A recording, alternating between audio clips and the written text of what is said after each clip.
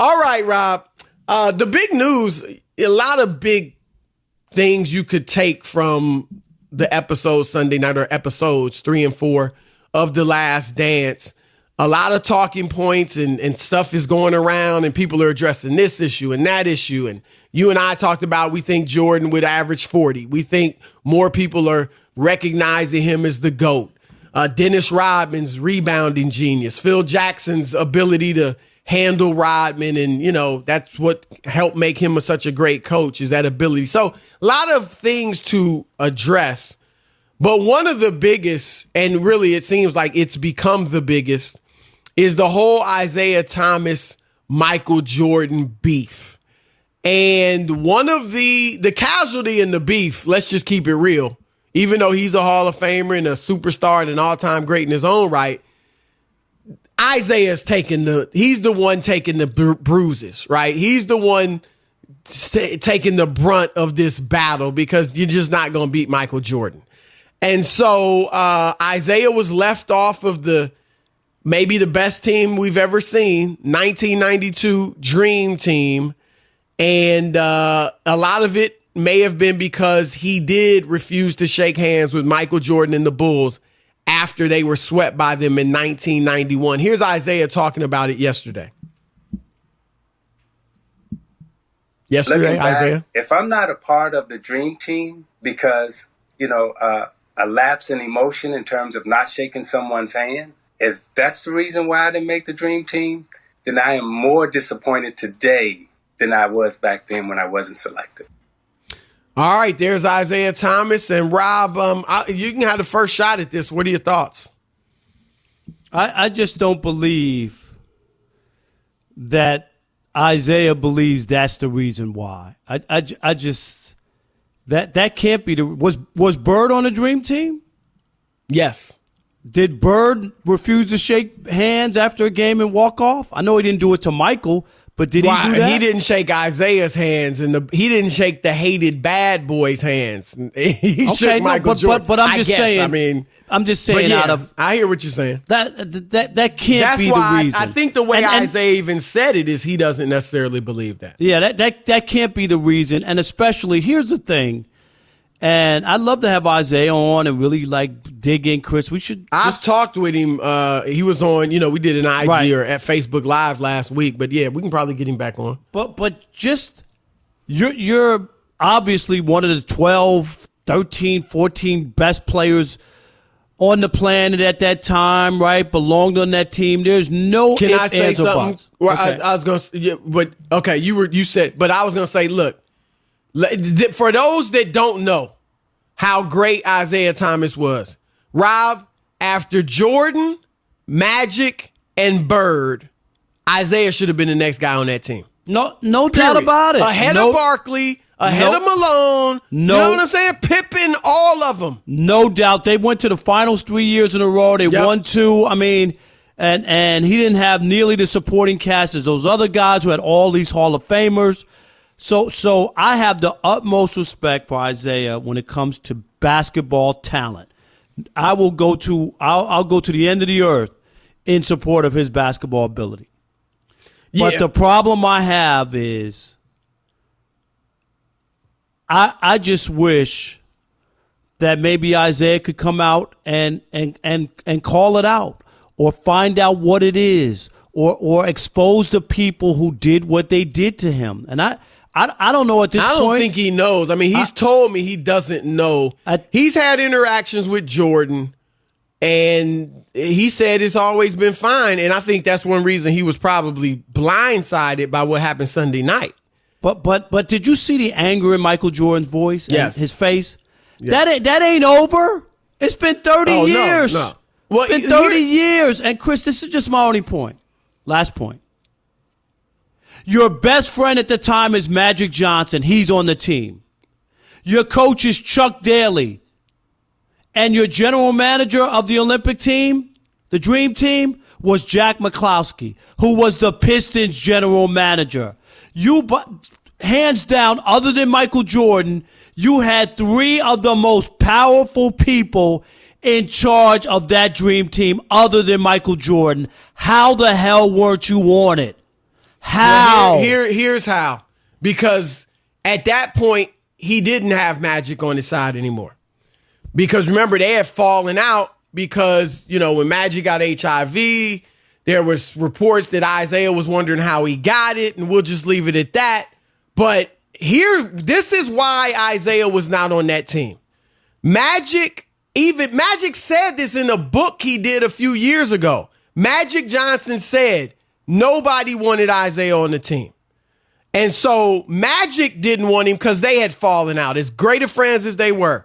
Bird didn't want him because, remember, Isiah had backed up Dennis Rodman and said after they lost in the playoffs to the Celtics that if Larry was black, he'd be just another good guy, right? Remember that? So I remember that. Right. So I think that soured Bird on him.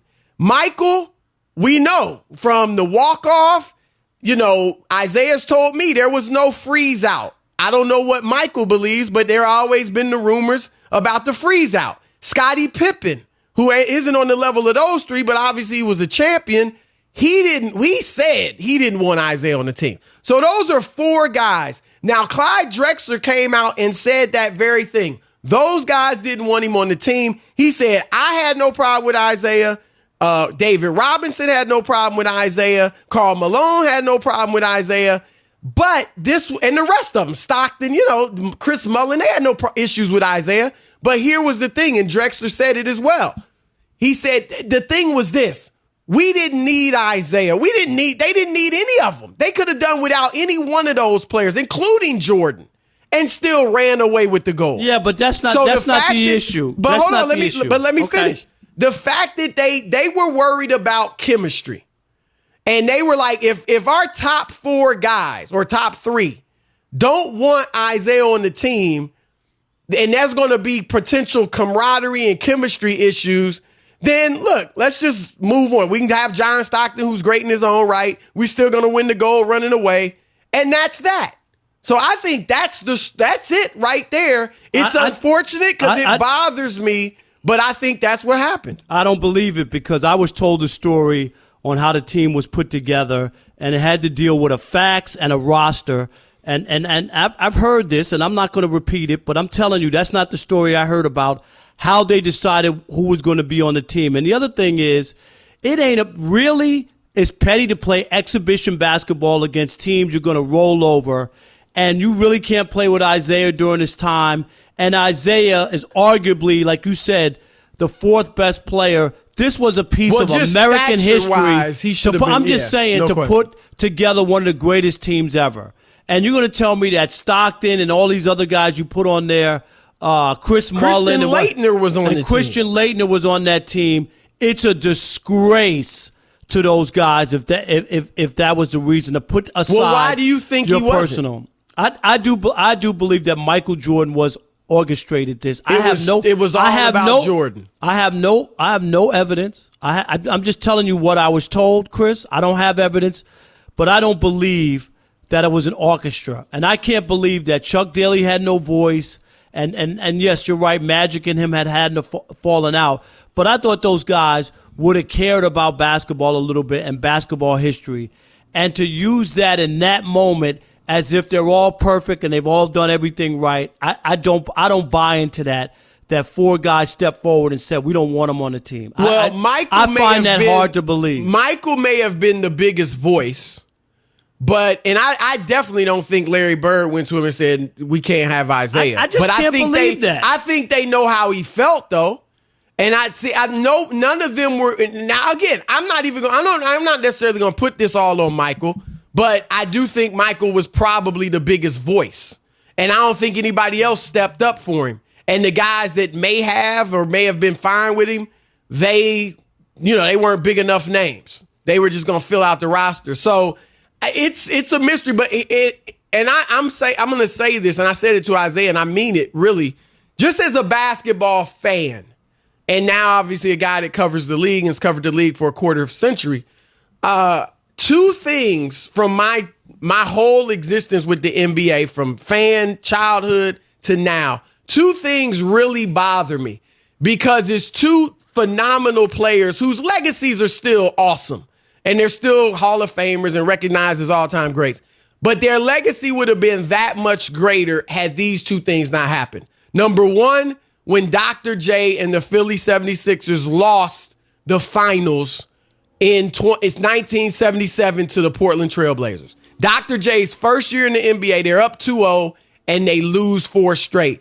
Dr. J wouldn't be in the GOAT conversation, but he would be talked about even greater than what he is now. That always bothered me. He's my favorite player. And then Isiah being left off the Dream Team, Rob. Because as you said it, there is no doubt about it. He should have been on that team. And I think millennials recognizing, seeing that he wasn't on the team and maybe not knowing why, don't think they think he probably wasn't better than John Stockton or good enough for, you know what I'm saying?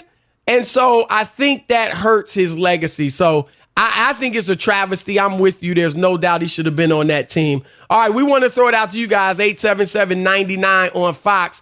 Did Isiah Thomas getting left off the Dream Team hurt his legacy? And why do you think he was left off the team in the first place? We'll continue the conversation with you next. All right, let's do it. I'm sorry. Of course, my screen is out. Mark in Sacramento. You're on the iCouple Fox Sports Radio. What's up, Mark? What's going on, gentlemen? What's How happening, are you? man? How are you? Doing good. Rob, my condolences to you and your family. I didn't call the show until you got back. I didn't want to talk to no substitute teacher. I wanted to yell at you. So I waited till you got back. I appreciate it, Mark. Thank you. No problem. Hey, of course Isiah Thomas should have been on that. And I feel bad for him because we boycotted in 1980 when he was coming out, and he didn't get a chance to also go in 1980. So I kind of thought that was pretty bad. Been the best player on that team at that point. Yeah, just led him to the national championship, or was about to. And I think Jordan had a lot more to do with it than he wants to say.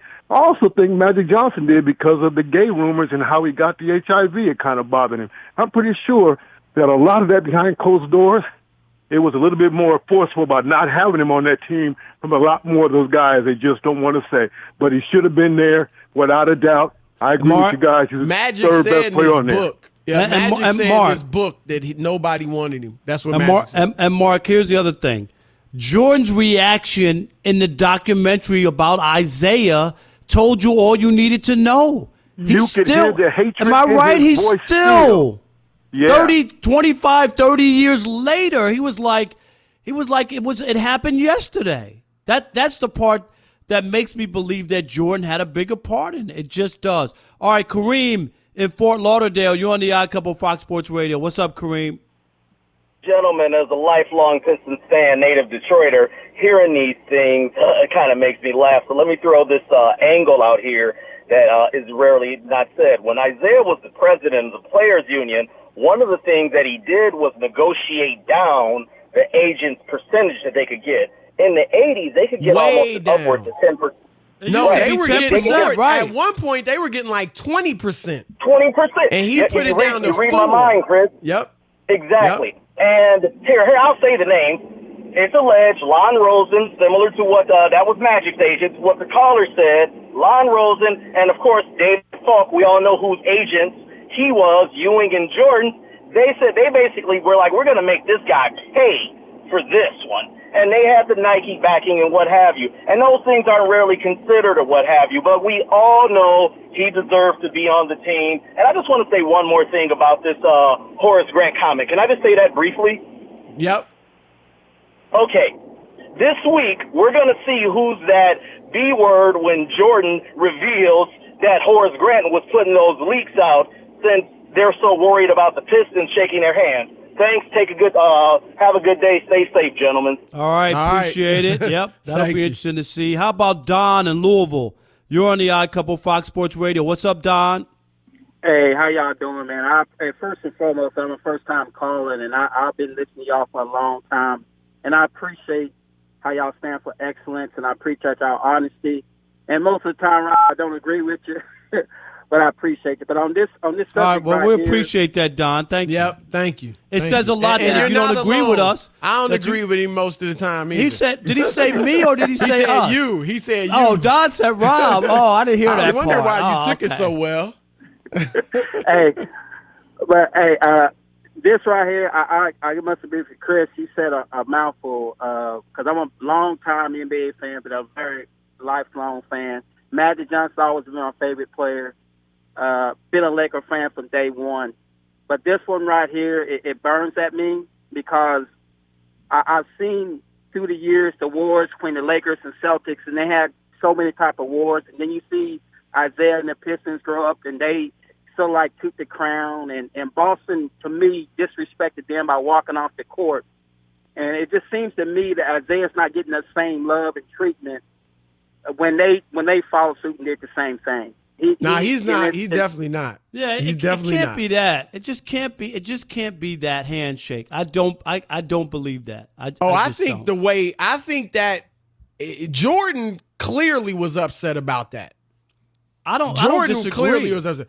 And I mean, I know you believe the All-Star freeze out. Now, I'm just telling you what Isaiah's told me numerous times. He didn't do it. He was like, I wasn't even the biggest player in the league at that point. I couldn't have rolled into a locker room with Bird and George Gervin and all these dudes and been like, hey, we're going to freeze this guy out, which is true in 85. He was, he was big, but he was a star, but he wasn't on top of the league. So it's we can get to that another time. All right, and so I'm just real quick. You believe that the feud is over the handshake, that Michael Jordan is mad at Isaiah 35 years later because they didn't shake, 30 years later because they didn't shake hands. I'm just asking you. I think that's the biggest thing. Okay. And I also think this. I think the Jordan and the Bulls felt like the Pistons went above and beyond hard fouls. Whether that's true or not, they feel like they were trying to hurt them. So I think it really stemmed for they think those dudes, other than like Dumars, who they obviously have respect for, they think they were trying to hurt Mike. Mainly Mike, but all of them. So I think that's where it stems from, and then the handshake. All right,